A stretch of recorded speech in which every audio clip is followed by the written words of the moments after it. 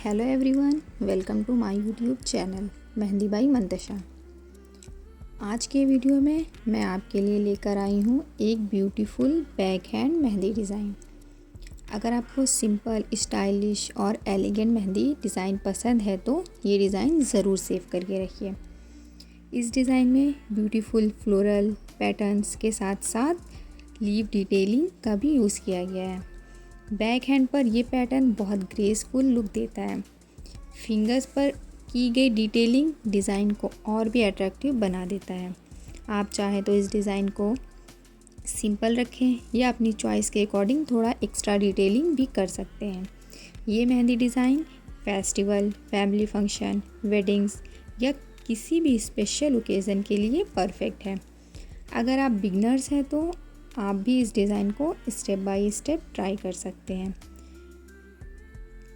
पहले में डिज़ाइन का बेसिक पैटर्न बनाइए, फिर फ्लावर्स और लीव्स की डिटेलिंग करिए। लास्ट में फिंगर की डिज़ाइन कंप्लीट करके मेहंदी को अच्छे से ड्राई होने दीजिए।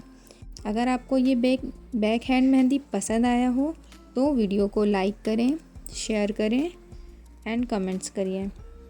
कमेंट्स करके ज़रूर बताइए कि आपको कौन सी डिज़ाइन ज़्यादा पसंद आई है। Thanks for watching my videos. मिलते हैं नेक्स्ट ब्यूटीफुल डिज़ाइन के साथ। Thank you.